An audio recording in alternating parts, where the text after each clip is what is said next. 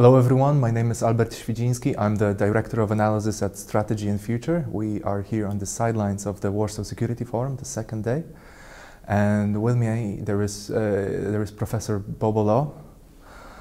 Thank you for being here with us today. Well, it's my pleasure.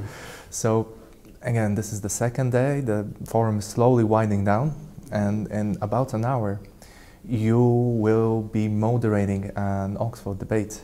Yeah. With Hugh White, Dr. Bartosiak, with Theresa Fallon, and the topic of the debate is China a threat to the liberal international order? Does it surprise you, coming from down under, where the issue, the matters between China and the global rivalry are very much alive, but does it surprise you, coming from the down under to Poland, to Central Europe, and seeing all the interest that rivalry is having? No, it doesn't. In Australia, China is up front and centre in Australian minds. It's become almost a case of Australian foreign policy really being about policy towards the United States and policy towards China, because the United States is Australia's the security partner for Australia, just as it is for Poland. And China is by far the most important trading partner for Australia. So the Australian economy, in many respects, survives and prospers because of its relationship with China. So for Australian policymakers, it's always this delicate balance between your major security partner on the one hand and your major economic partner on the other. But so Australians are almost obsessed about China. And for many years, they couldn't understand why China didn't have a higher profile in, say, Europe. So they tend to see increased European interest towards China as a belated recognition of realities. Mm-hmm. And again, of course, when you connect China with Europe, there is the elephant in the room is, of course, the axis of convenience between China and Russia. And again, this is a book you wrote 11 years ago, yes, titled exactly that, which way ahead of time in many ways. Now this really is coming to the fore. Do you think it still is an axis of convenience between the two?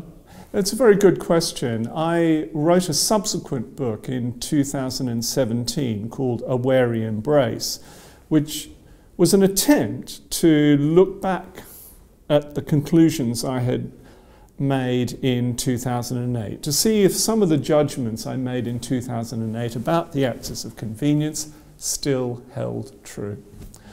And I concluded that more or less yes, although the world has changed obviously in dramatic ways. Russia-West relations have collapsed. You've had the global financial crisis and the Eurozone crisis since then. So although the world has changed in so many respects, many of the characteristics, the features of the Russia-China relationship are still present.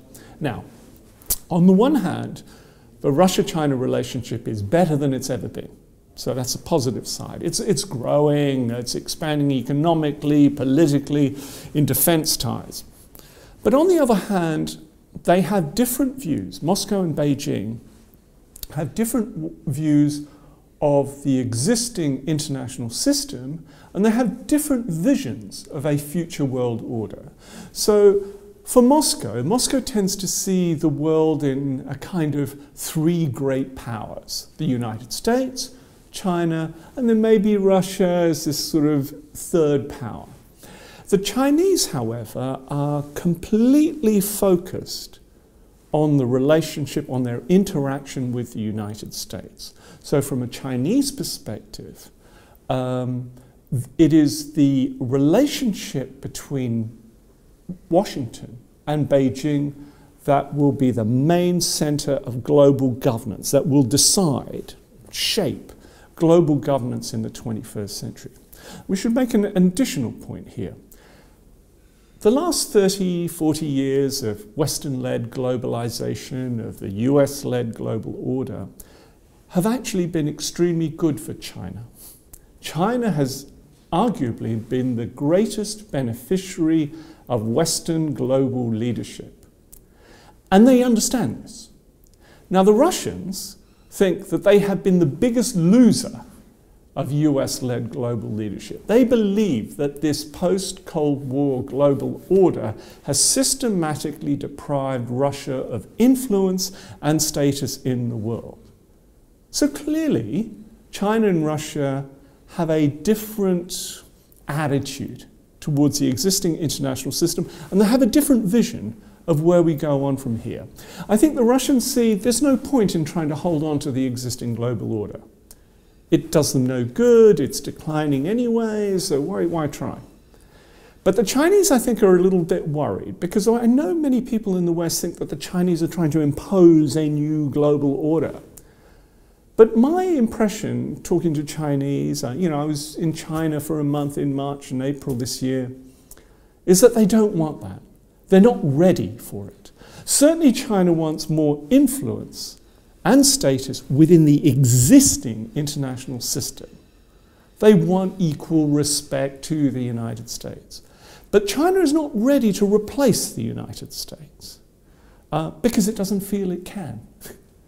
It's not that the Chinese are being modest about it, it's just they feel they lack the capabilities. And plus they also recognize that whoever is global leader excites the envy and jealousies and fears of other powers. And the Chinese know that if they try and compete with the United States, they try and kick out or become the _1 global power, not only will the United States resist this, but also other powers, such as India, Japan, even Russia, by the way.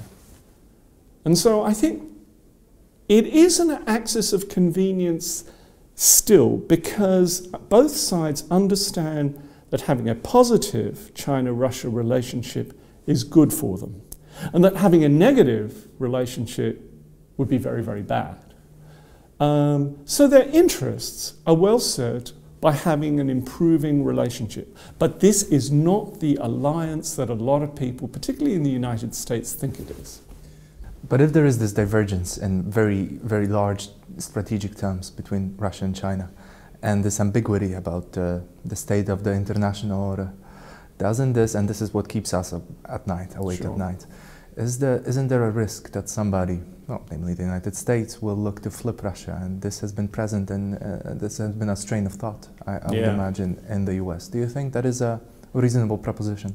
Well, certainly there are a number of people in the United States that essentially say we should pursue a strategic accommodation with Russia, because Russia, although noisy, is not really that much of a threat. China is the main threat, the main enemy. And so maybe, if we're nice to the Russians will pull away from the Chinese and will address the China problem.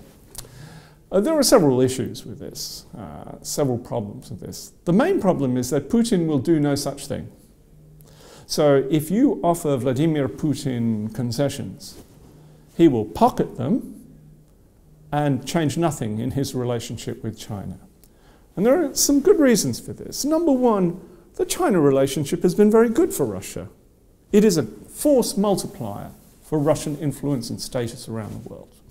It's China that makes Russia look good, look powerful. If Russia didn't have this relationship with China, how much attention would many countries pay to Russia? I would argue much less attention. So China is important there. Then there's the problem that the Russians simply don't believe that Donald Trump can deliver. They think Donald Trump is quite useful to confuse US and Western policy making, but can Donald Trump deliver on specific concessions that Russia wants? No. The Russians also look at the US political and defense establishment and they think they hate us. So even if Trump wants to, probably does want to, they will stop him from doing it. So we cannot trust the United States to deliver.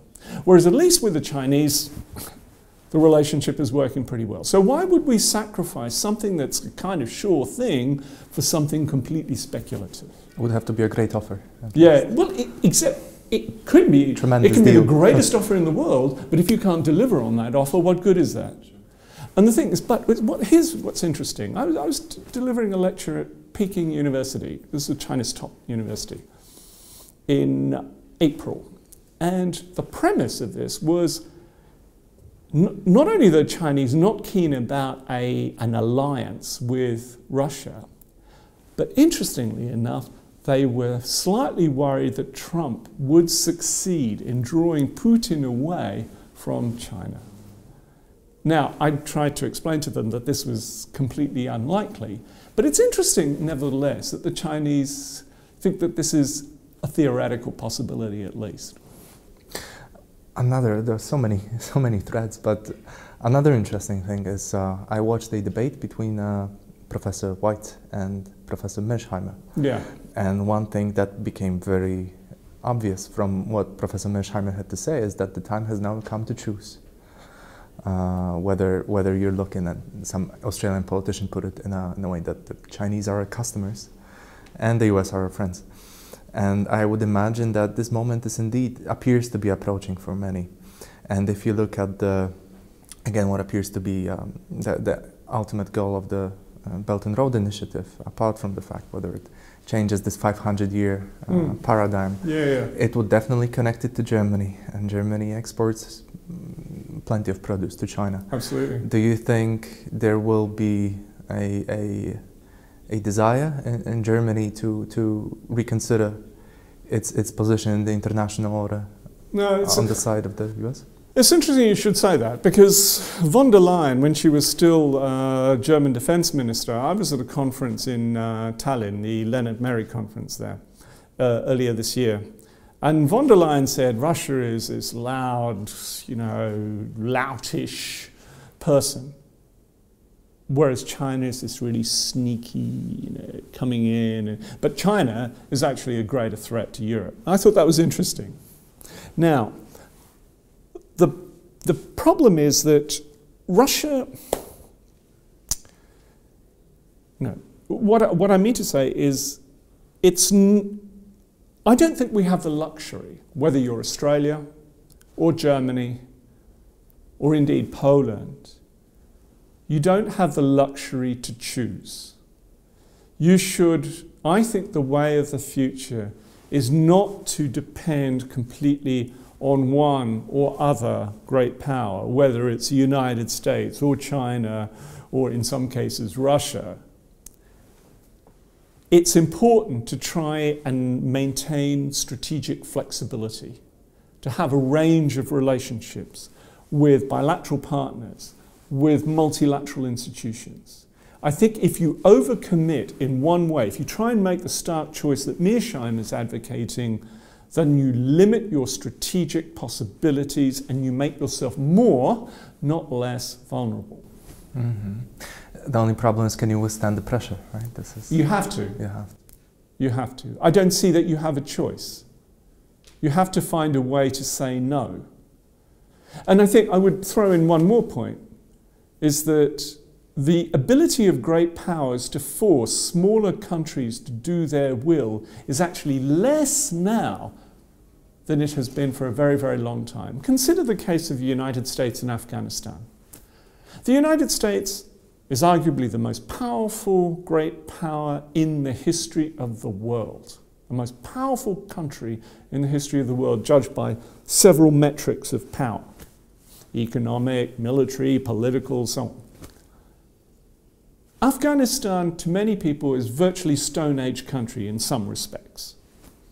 And yet the United States has been struggling for nearly 2 decades to defeat this foe that is so incredibly weak, so undeveloped, far worse by any criterion you care to name.